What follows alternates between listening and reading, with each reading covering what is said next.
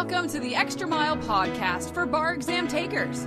There are no traffic jams along the Extra Mile when you're studying for your bar exam. And now, your host, Jackson Mummy, owner of the Celebration Bar Review. Well, hey everybody, welcome to the Extra Mile podcast for bar exam takers. This is your host, Jackson Mummy. Really glad to have you with us. Welcome to the podcast. We come to you every week about this same time to talk about all things bar exam related and to help you find a way to make the next bar exam your last bar exam. If this is your first time on the podcast, we're really pleased that you found us. We do offer this podcast in both a video and an audio format. If you'd like to watch today's episode, you can do that by going to celebrationbarreview.com/258. That's the episode number, 258. If you prefer to listen to the podcast, you can subscribe on Apple iTunes or iHeartRadio or Spotify or radio.com. Be sure that you subscribe so you don't miss an episode. And if you want to go back into our archives, we do have all of our episodes on our website. Just click under the case studies button and you will see a link for podcasts. So everything is right there. Well, in today's episode, I'm really pleased to be bringing you an interview that we conducted recently with a successful California bar taker in February 2019. Cinthia took the bar exam previously using another bar review course. She didn't pass. She came to us and she passed on her first try with us. And her story is really a great one. I think you're really going to enjoy hearing it. Now, you've undoubtedly heard how difficult it is to pass the California bar exam. There's been a lot of discussion about the difficulties with the pass rates and the cut score, the score that you need to be successful on the exam. There are questions around the way that the exam is being graded and scored. There have even been changes to the format of the test, and very little has made a difference at this point in the overall pass rate. And again, in February 2019, California had just about the worst pass rate in the country. Now, we've seen this same process happening in a number of major states: Florida, California, obviously Texas, Georgia. They're all very difficult states. We continue to believe that the best strategy, if you're able to do so, is to sit for the uniform bar exam instead of one of these state-specific tests like Florida or California. The reason for that is that the cut score is simply lower in the UBE, and you've got the ability to transfer that score into more than 30 jurisdictions, depending on what your score is. And we've done a number of interviews on the podcast here with folks that were successful using that strategy, and I encourage you to check some of those out just to see the different approaches. But in any event, if you're someone who has to take the bar exam in California because you were a graduate of a non-ABA accredited law school, for example, or if you're a foreign trained attorney and your credentials would not allow you to be admitted elsewhere, then you've got to sit in and you got to hit that high number.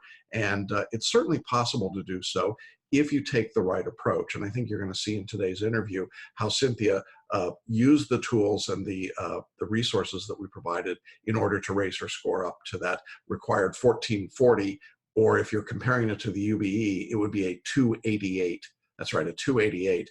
It takes a 266 to pass the New York UBE. So you can see it's a pretty big jump there. Now, if you are taking the bar exam in July 2019, as we're coming to you today, we're just under 40 days to the exam. And so we know that you're working steadily.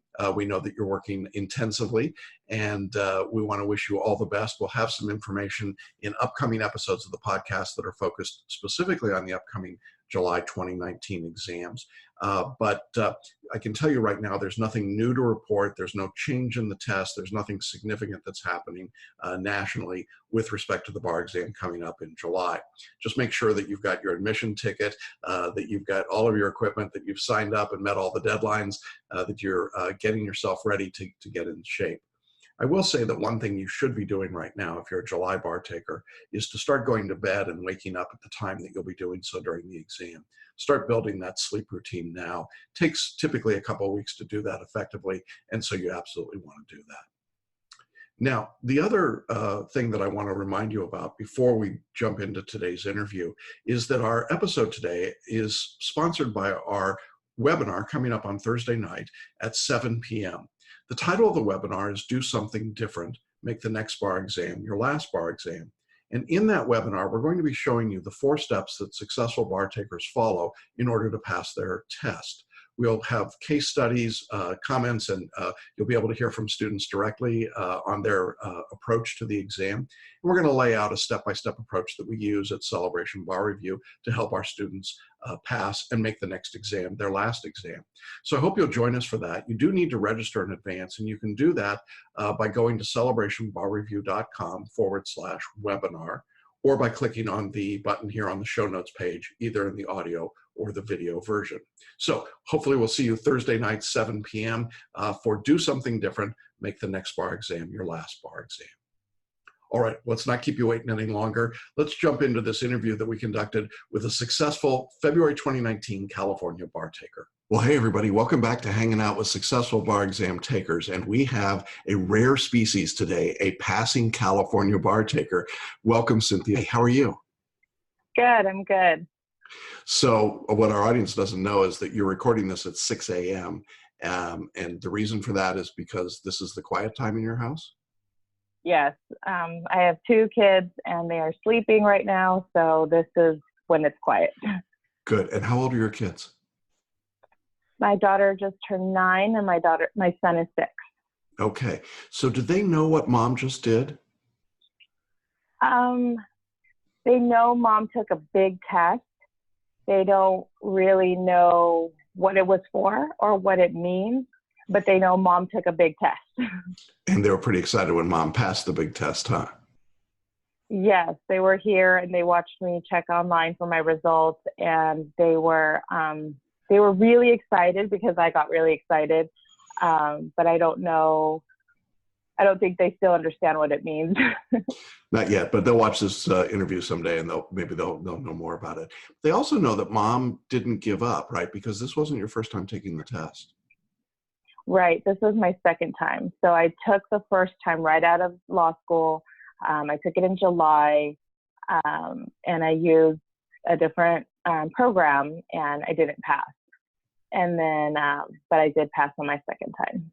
Okay. And for those in our audience that don't know, the California bar pass rate in February of 2019 was 31% overall. For repeat takers, it was under 20%, might have even been like 15%. So you really, when I say you are a rarity, you really are. So let's circle back and kind of let people in on your story. Why don't you tell us a little bit about how you came to be in a position to go to law school and take the bar exam? We are actually originally from Reno, Nevada, and we moved out here to California for my husband's job, and my position had actually closed down. I worked for the county, and they outsourced us due to funding at the time. And so we said, okay, let's go to law school. You've been a paralegal for so many years. And so I signed up for a non-ABA night school because I still had to work. I still had to be a mom. So I did 4 years in a non-ABA night school. And of course, that makes it even more challenging because when you look at the statistics, the non-ABA accredited schools have a very low pass rate, right? And they told you that, I assume, somewhere along the way. Well, the school's always going to promote itself. So they boasted that they had actually a pretty good success rate. And I believe when I took it in July, non-ABA pass rate was 12%. Yeah. Even for first-time takers. Yeah, and that's become the increasing reality is that this category of schools and their graduates are really struggling to get through the bar exam. So you're at a disadvantage going in. You were working during the day and studying at home and at night, I assume, right, for law school. And so what did it feel like when you get out of law school and you're ready to take the bar exam for the first time? You know these numbers, you know that it's a tough exam. Even if you've come out of, an ABA accredited law school, it's still a tough exam in California. It's the highest pass cut score in the country. What did that feel like to you? Was it intimidating? I didn't think about it. I didn't look at the numbers. I didn't worry about it. I thought, okay, I'm going to go in and try my hardest. This is the next step. This is what you do, and you keep going. That's all I thought. I didn't stop and really look at the numbers until after I got my results. And then I'm starting to look at these horrible numbers, and things really started sinking in then. Okay. And how did you find Celebration Bar Review? And or maybe even why did you decide you wanted to make a change? So while I was studying for the July bar exam, I went on YouTube looking for motivational, because it gets pretty daunting when you're in the middle of it and studying, and this is your whole life. And it's, so you start going online for, past ideas, anything to do with passing the bar, and yours popped up. And so I started looking into it and really wish I could have signed up, but I was so close to taking the exam. I don't think it would have been helpful at that time. Right. And so one of the things about California that makes it so difficult is that they don't give their results out until very late. In fact, the last state in the country basically to give out results. So when you get your results from the July exam, in some states they come out middle of September, but in California you get those July results in November, basically, right? So a week before Thanksgiving. Yeah, happy Thanksgiving. So now you got to do a quick turnaround to get ready for the February bar exam. What was your game plan going into the February 2019 exam in terms of work and study? So initially I decided to just jump right in. So I got my results Friday night. By Sunday I had already signed up for the next, and I discussed it with my husband, and he was like, just sign up, just go ahead and do it. And I had mentioned your program and how I thought it was better or different, or, not like the rest. And I thought it would be more helpful. So he's like, just sign up for both, just go in and start over. And I was still working full time, trying to figure out how much time I could take off, because I took off 2 months the first time, and then I have to go back to my employer and say, hi, I need more time. So that turned into a little bit of a struggle. And, and I did this during December, during Christmas, trying to figure all this out. And I came to a realization that I can't do it. I can't do all three and pass the California bar. I just can't. I can't work. I can't be a mom. I can't study and give it the attention that it needs. So I quit my job by the end of December and focused 100% on the bar. Okay. So you're pretty dedicated at that point. To quit a job and to say, I'm just going to go all in. How many hours a week would you say you were studying after you quit your job? So what I did is I thought, okay, come January, I'll have 2 months. I'll start fresh. I did it like a job. I studied from 8 to 5.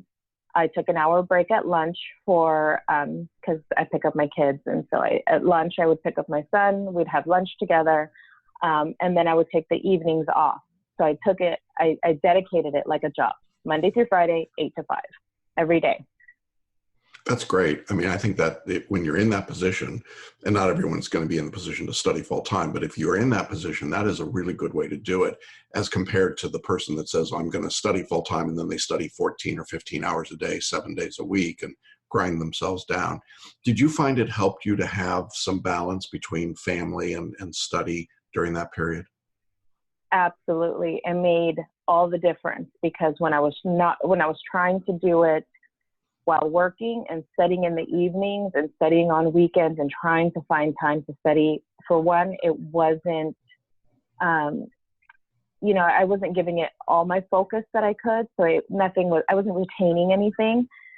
And then I was getting very short. I was getting short with everybody, and it wasn't fair to anybody, because this was me and, my obstacle.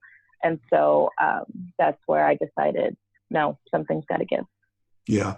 And, I think sometimes people lose sight of the fact that their families are going through this process with them, except that the family doesn't get to go in and take the test. So they're literally the passengers, on the crazy Uber drive. And it can be very challenging to go through that. And so I think having that balance that you're talking about really is a big deal. The other part of it that strikes me as interesting is in a very real sense, you're modeling for your children what it means to do something important and to take on a big task and to be persistent in the face of that. Do you think that that had, certainly on the older one, did it have a little bit of an impact in terms of, hey, here's something that's going on with mom? The big thing that we definitely emphasize in my house is that, you know, you try your hardest, you do your best, and if it doesn't work out, it's okay, and you try again. And I was able to actually model that as much as I didn't like it, but I did get to model that and show them, look, mommy didn't do good the first time. We got up, we tried again, and we never gave up. Yeah, I think that's a huge life lesson. I suspect as your kids get older and they begin to understand a little bit more about what was involved, they're going to have mad respect for you for doing this, but also to understand in their own lives. I mean, tests are not something to be afraid of, and you can overcome, right? I mean, it's really a weird world. I mean, the 9-year-old is probably what, a third or a fourth grader? Is that right? Yeah, third grade. Mm-hmm. Yeah, I mean, they take tests in third grade, so you know, it's not like they don't understand what it means to take a test. And so, seeing mommy go through that, I think, is probably pretty interesting. I remember studying for the bar. My kids would sit at the table with me, and we all do homework together. So, you know, there you go. Kind of a strange world. Well, as you got prepared, and you were going through, what was different about our course from what you had done before? What stood out in your mind? A lot of things, and this is something that I'm trying to emphasize with all my colleagues that are, you know, signing up for July or, you know, gearing up for July, is the one biggest thing that I noticed with Celebration was the positivity, the reinforcement, and you guys being there for us.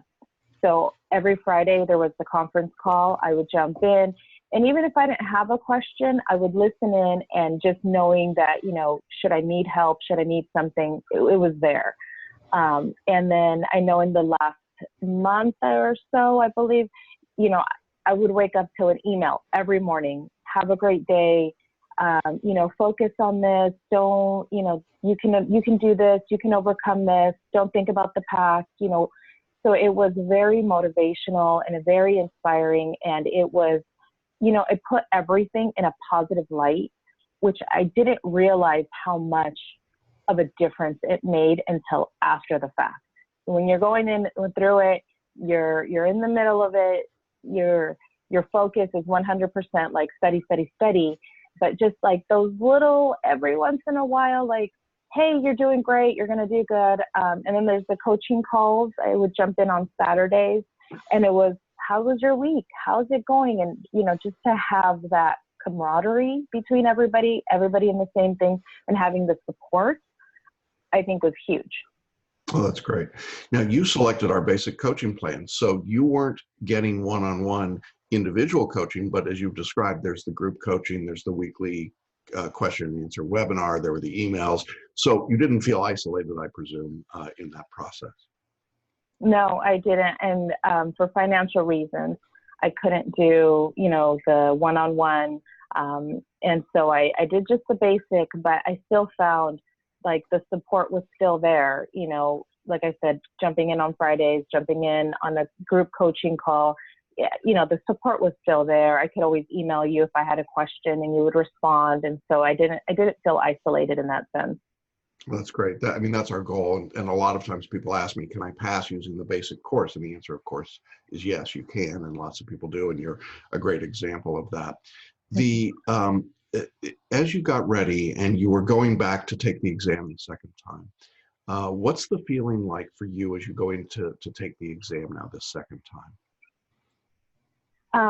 One thing, and my friends pointed this out to me the day of the exam, they said, how are you so positive? How are you so happy? How, you know, because the looks on everybody's face, they're distraught, they're exhausted, they're tired, they're, you know, they look like they've been hit by a train, and they're looking at me like, how are you so positive? And I just, you know, I went into it with a much more positive attitude that yes, this can be done. I've been doing the work. I've been doing the MBEs. I've listened to what Jackson said, and, you know, I felt confident going in and positive more than anything. I'm going to go with it worked out. Yeah, absolutely. Well, I think the mindset for the exam is a big deal. And you see the people around you, as you say, who look like they've been hit by a train, or you know, they're refugees from the haunted mansion. And it's a very unnerving kind of situation. And so if you can kind of stay in your lane and stay focused, it makes it a lot more effective. And I think, you know, one of the things for people who are retaking the exam is that you carry a certain burden with you that first-time takers don't have, which is this sense of, I didn't succeed first time, and now what's going to happen? And so being able to brush that off and go in and do your work is a big deal, isn't it? Yes, and to be honest, I carried that burden right up till almost to the end. I remember in one of my final coaching calls, you know, she goes around and asks everybody how, you know, what's going on. And I said, you know, I'm scared to fail again. I'm scared to fail. It's very real. Once you failed, it's very real. So you're like, okay, this can happen, and it can happen again. And so she, you know, what she told me was, you have to move past it. You have to let it go. Yes, it happened, but you have to look forward at the possibility that it's not going to happen again, that you have the opportunity, you have the chance, and you can't carry that with you. And that was her biggest, and it was so inspiring that I think it really helped. It was what I really needed in that moment. Yeah, one of the things about our group coaching calls is that they're all done by not only staff members of ours, but they're all former students, and they're all students who did not pass the exam the first time they took it. So they have all been in that position. So they're not just spouting, you know, platitudes. I mean, they have literally been in your shoes, and we've got a great staff of mentors for that. And so it's nice to hear that resonated, but they're very talented people. So it sounds great. You get in, you're taking the exam. And of course, in California, in the 2-day test now, you've got 5 essays and 1 performance test, and then you've got the full day of the MBE. It's a long 2 days, isn't it? It is. It is. By the second day, after taking 5 essays and a PT, you're exhausted. And I remember the first time coming home, and I laid on the couch and I fell asleep.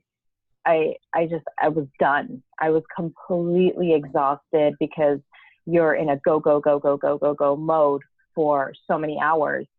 And then I thought, I have to get up and do this again tomorrow.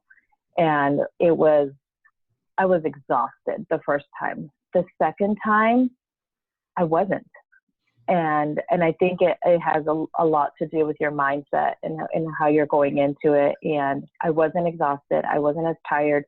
I remember talking to my friend on the phone, and she goes, "You don't sound like you just took a huge exam. You sound okay." And I'm like, I am okay. I think I did fine.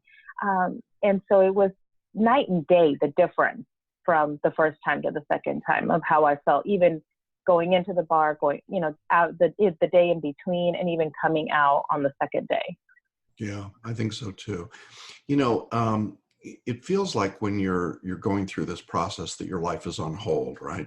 That sort of everything stops. And Absolutely. And so one of the things we like to do, and I don't want you to wake up the family, but one of the things we like to do is to give you an opportunity to kind of say to the universe, I have my life back. And I would love it. We'll do a 3, 2, 1 countdown. And you can say it as soft or loud as you want, but I would love to have you just tell the universe that you have your life back. Are you willing to do that? Okay. All right. So here we go. I'm going to count us down. Ready? 3, 2, 1. I have my life back. Perfect. Yay. Feels kind of good, doesn't it? It's like, okay, I got this. Yeah. Yeah. And I was telling my friend the other day, I said, you know, I feel like we're on hold. We're on hold.